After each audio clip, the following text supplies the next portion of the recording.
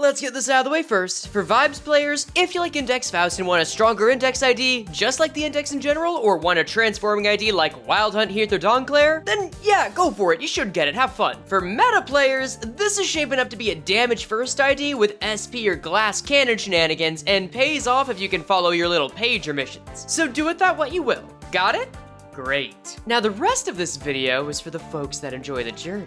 Project Moon has a history of being a story-first game. Whether it's between making boss mechanics out of literally every part of the UI in LobCorp, making an excuse to turn every abnormality or LOR guest into a narrative doc, and yes, inconveniencing the player to imbue them with a sense of the sublime, it's a choice I gotta respect because it's one that other game companies don't make nearly as often, which tells me PM has confidence in their skills to give me an experience through their narrative. It just happens that this time, the experience makes my job of explaining an ID kit much, much harder. But harder doesn't mean impossible. This new Don Quixote was advertised as being a host to some kind of spoilered secrets about Kanto 9 in its trailer, and with PM treating glitch effects like glitter at a drag show, it was always a crapshoot that they would carry that over to the actual stats of the ID. And now that the Dawn files have been released in a way that I'm sure you're happy to make a real-world joke about, well, yeah, I'll admit, we can't be entirely certain of what's in store. That said though, I've always believed that it's possible to understand a lot more than you'd expect from a kit review. And now is the time to prove it. So today, we're breaking down Index Device Don Quixote before release, without leaks, and we'll end off with a read on what to expect on its release and how to play her. So let's start off with the simple stuff. The Index Device Don Quixote is a poise syncing ID that leans more to the poise side of things than the syncing side. For those that are familiar with Index Faust, this ID shares a lot of traits with her, but also adds more onto that foundation. And for those that aren't, don't worry, we're gonna explain it, starting with the fact that this ID is built off of the passive Prescript delivered on a device. Just imagine you're a hired hitman and getting all your targets, weapons, and instructions for a job by text, and you've got the idea of this passive. Every turn, a single enemy will be given a status called the Prescript's target that represents your target. Similarly, 1 to 2 of Dawn's skills every turn will be given the mark of the Prescript, which represents your weapons for doing your job. And lastly, you'll get a Prescript device every turn that acts as your instructions. Slap all those together and you got a Dawn that's rewarded for following instructions from the anonymous paper gods. And thankfully, those instructions are more about what weapons you use rather than the targets and follow a certain order. For example, Prescript 1 here is just to use a marked skill against a target and hit it if you're feeling spicy.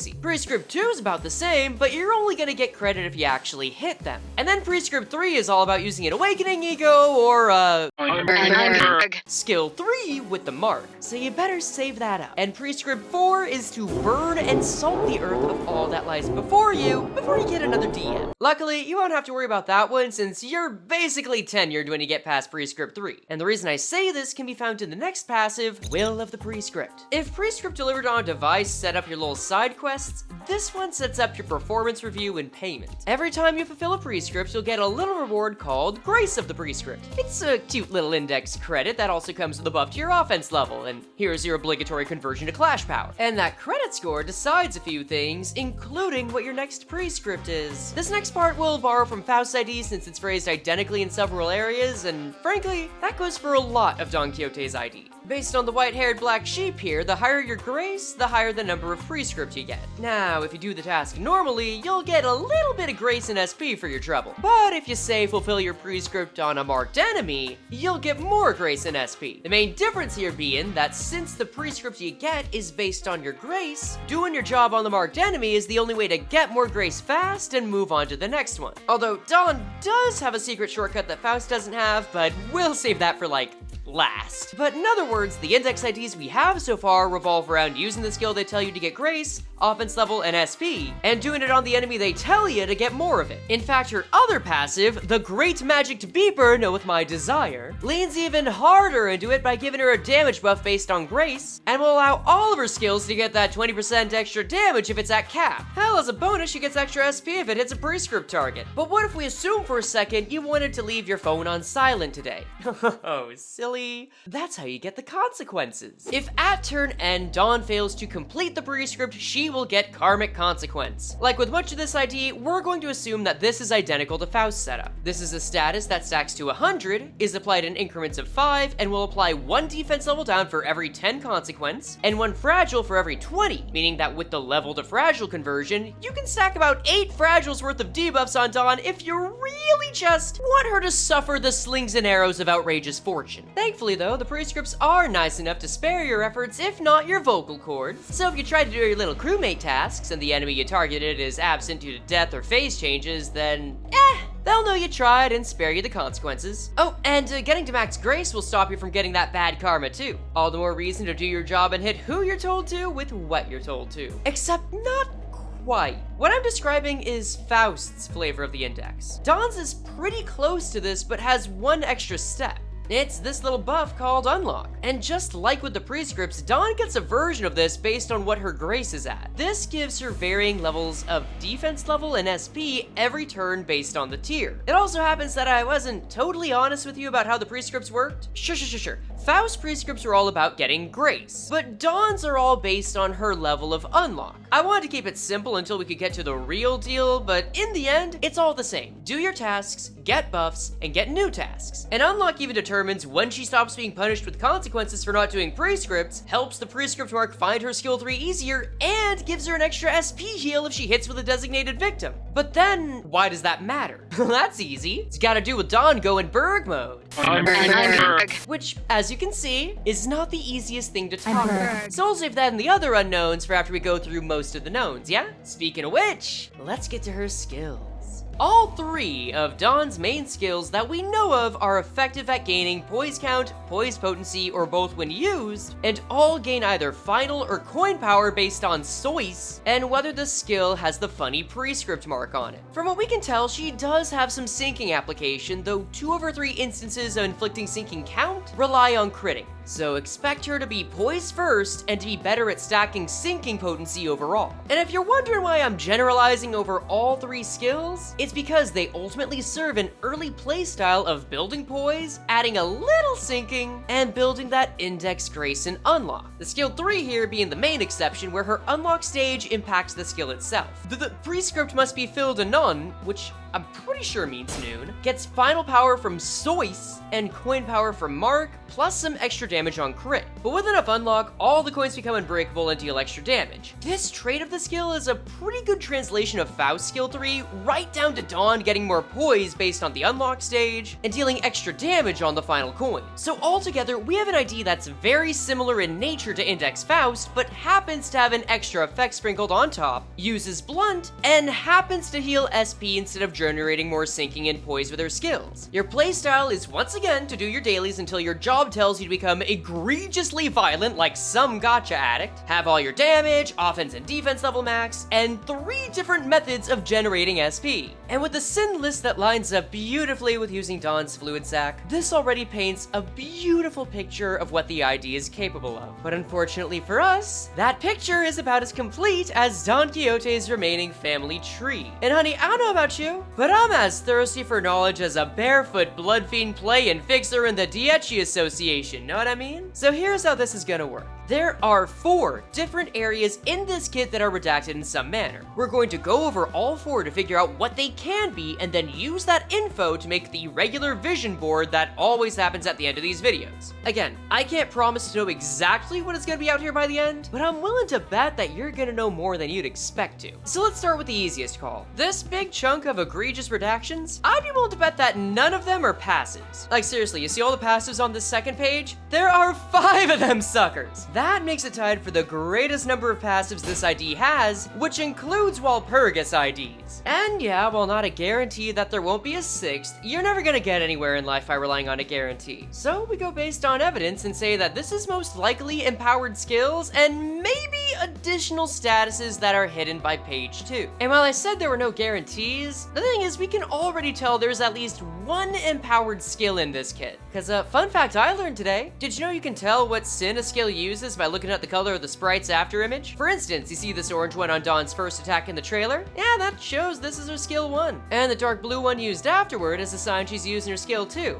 etc, etc. Based on this, we can make a list of the skills she uses in order on the trailer, which comes out to this. Now don't worry about the blurry part at the end, we'll come to that later. For now, let's address the pager in the room. This scrolling piece of text looks very much like Dawn's equivalent of Faust's paper slip prescript effect. But there is one key difference. Faust has a prescript complete animation that happens at the end of combat, but Dawn's can appear mid-skill. And in the shot where we see that text appear, she's also just used the second coin of her 2-coin skill 3, and then the sequence breaks before a couple of extra impacts show on screen. This final move in the order is Dawn's empowered skill 3, aka her skill 3 too. Based on how her skill 3 is displayed in this kit, the animation of the trailer is spliced with the skill 3 playing at first, and then the skill 3 2 playing last. It's because of this, we know what we're seeing is the second half of an empowered skill, which appears to deal slash damage based on the claws. And if we know there's an empowered skill 3, this tells us another section of the redacted statuses. Prescript 3 is mostly complete, but hides some info on what, other than an awakening ego skill, is used to fulfill it. Now, is it possible this glitch effect is hiding that we could use a skill 1 counter or a skill 2 that has the mark? Well, technically, yes. But when dealing with lost information, we gotta ask ourselves, why would they hide that info if this is the answer? Is it just a red herring?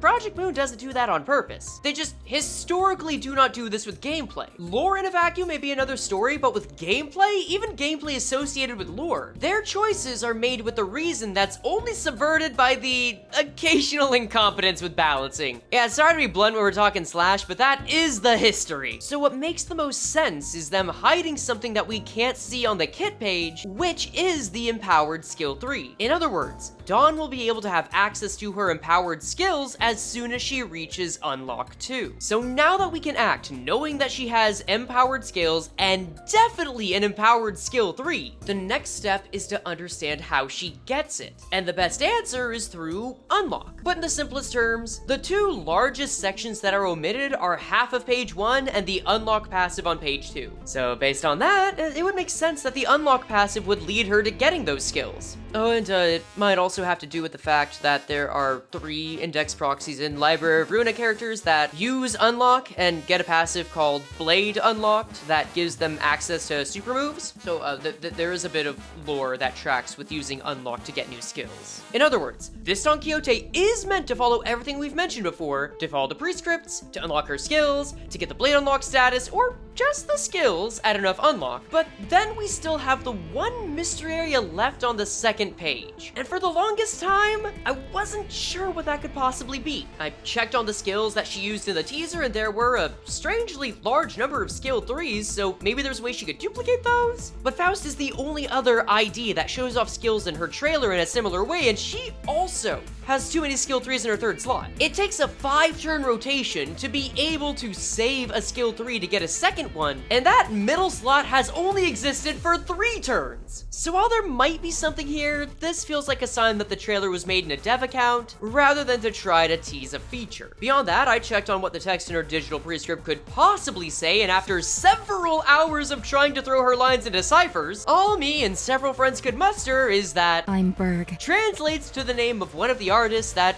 work at Project Moon. Neat, but ultimately nothing. And then there was the typewriter-shaped elephant in the room. Just do me a favor, let me know if this sentence made you yawn, and subscribe if it did. But all I could confirm was that Dawn's moves reflected that of a certain fella from Library of Ruina. And just to pump the brakes for LOR fans for a second, guys, I know what you're gonna ask. It's a maybe. I don't know. I don't have the means to know for sure if this man's is coming back.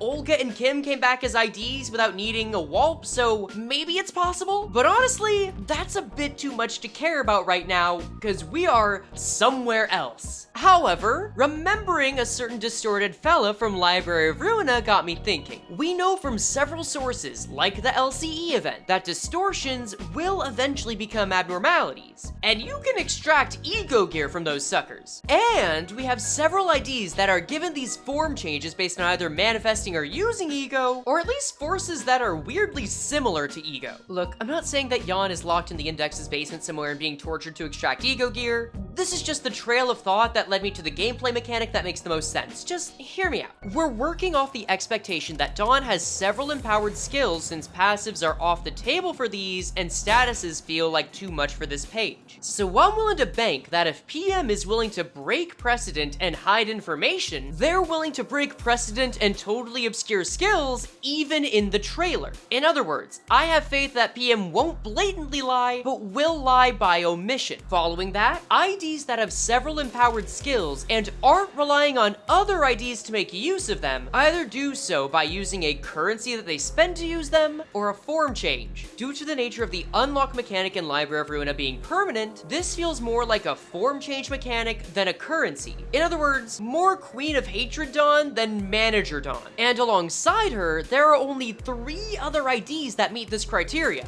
Wild Hunt Heathcliff, Knight of Despair Rodion, and Dawn Office Sinclair. And there's one thing all 3 of these have in common. They all have a way to change form based on SP. And what do you know? Dawn has 3 different SP generating effects. So what I am suggesting is that Index Device Don Quixote, after doing her prescripts, after gaining Grace and Unlock, and after gaining access to her additional skills, will have those skills or form gradually drain her SP similar to the likes of Dawn Claire and Wild Hunt Heath, and lead her to eventually lose her Unlock status, and maybe gain some buffs based on Karmic Consequence. Hell, maybe throw in some erosion on those empowered skills to damage the enemy's HP and SP at once and be a yawn reference. Just maybe. And I say this less because this is accurate to unlock from Library of Ruina, but because the nature of modern Limbus is to loop through several states of power. Unless you are really trying to generate charge potency, what is empowered does not last forever. And I promise, I've thought through other options that it could likely be that we don't have time to discuss, like losing the skill after using the skill 3-2, or an actual permanent change to the state that just has a gradual drawback. While these are both possible, empowered skills making her lose SP and eventually reverting to the standard state makes the most sense based on precedent. As such, this final censored section of the kit, I believe, is the means with which she reverts out of the blade unlocked state. And also, she just looks unwell when using this move, come on.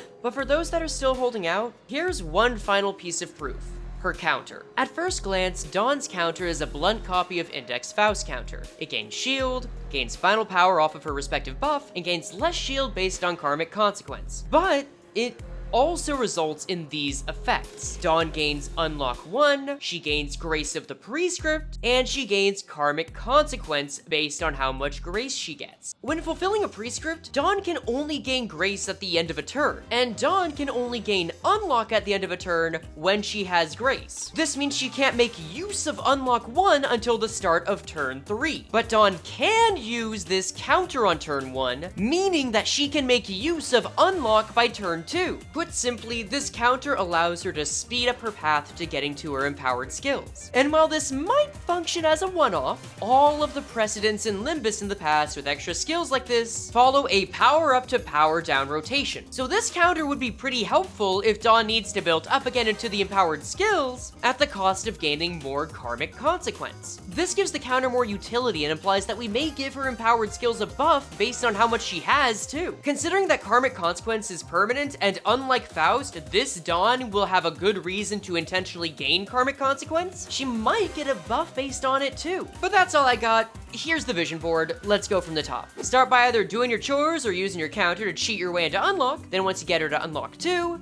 there's a healthy amount of offense and defense level up and SP generation that'll allow you to use her skill 3-2. Then once you're at Unlock 3, expect that blade unlocked or whatever equivalent there is to go off in full and go ham until something gives like SP and sends her back down into the gutter. Maybe take some catharsis in getting Karmic Consequence and see if there's a funny buff in store. As for what to look for outside of the loop, any signs of erosion, which is like poison for both HP and SP from LOR, check for whether we're getting damage buffs or additional status applications. I'd bet on the former. And if that's right, treat her as a poise unit that can support sinking through potency and damage alongside her fluid sac. And while we don't have much time to ruin her, the usual damage, status application, and clash power minimums apply. I mean, if her index-related copied and pasted passes from Faust have lower numbers, that would also cause a problem, but otherwise, this is looking like a stronger ID all around. And without further ado, thank you to my editor's son for handling this on such short notice, and check out the Kanto 9 Part 2 stream where I run randomly generated teams for every fight the day after it releases. Y'all have already banned half of the IDs yourselves, so who knows? Maybe I'll be left to function with mostly 2-nils soon. For now though, hope that helps you decide whether to get the ID. Thanks for watching, and let's see how this ages while we look over the member and patron queue. Wait.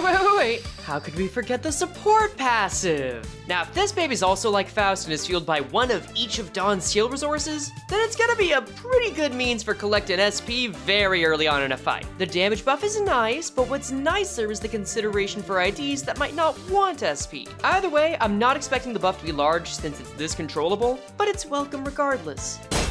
Alright, and today's Q&A comes from Saviol Bin Full. What's your favorite association fashion-wise? Oh man, I did have to take a look at them, and it came down to between the Dev Yacht and the Liu. I just really like the green and puffy jackets on the North Dev Yacht, but I get the feeling that it'd probably be a different style in other branches. The Liu though? Oh god, those jackets look good! The Liu though, it's like you put business attire with cosplay, and it's supposed to keep your brain in good standing with moonstones. I like it a lot, and it's just another reason I see this entire association as a group of nerds. Wholesome nerds, but still nerds.